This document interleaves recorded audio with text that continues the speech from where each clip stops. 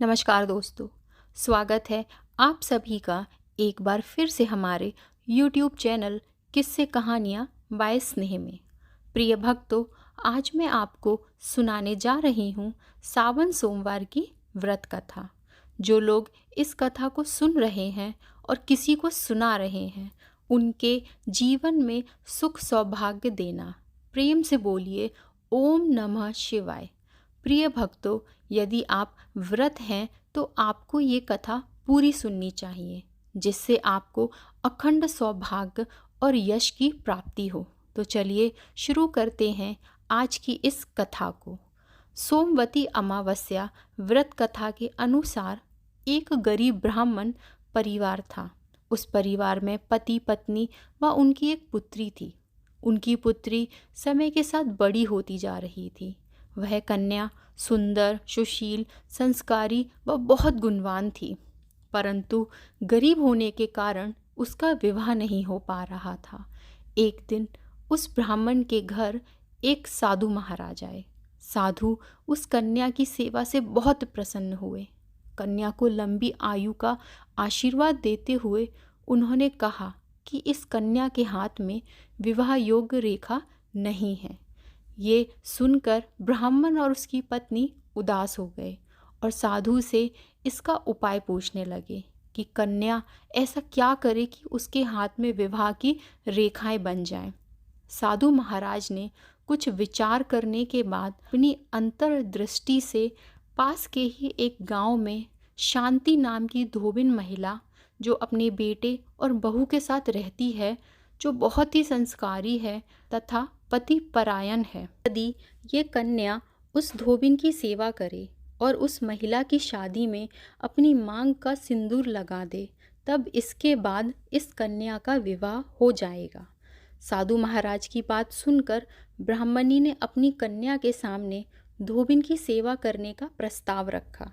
अगले दिन प्रातःकाल कन्या धोबिन के घर जाकर साफ सफाई एवं अन्य कार्य करके अपने घर वापस आ जाती है। एक दिन धोबिन अपनी बहू से पूछती है कि तुम तो सुबह से उठकर सारे कार्य कर देती हो और पता भी नहीं चलता।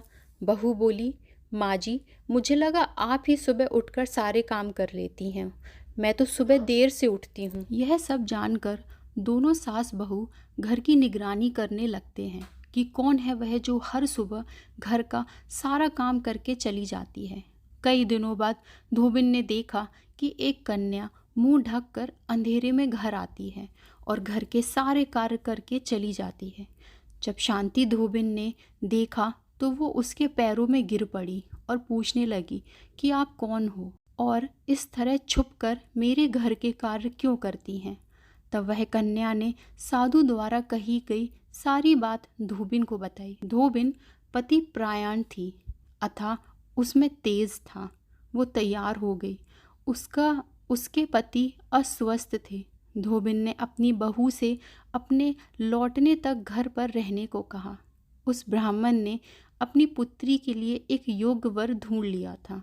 उस दिन उस पुत्री का विवाह होने वाला होता है और जैसे ही धोबिन ने अपने मांग का सिंदूर कन्या के मांग में लगाया तो वह घर पर धोबिन का पति मर गया। उससे इस बात का पता चल गया। धोबिन घर से निर्जल ही चली थी, यह सोचकर कि रास्ते में अगर कहीं पीपल का पेड़ मिला तो उसके परिक्रमा करके जल ग्रहण करेगी।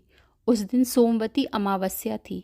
ब्राह्मण के घर से मिले पकवान की जगह उसने ईंट के टुकड़ों से 108 बार भवरी देकर पीपल के पेड़ की परिक्रमा की और जल ग्रहण किया।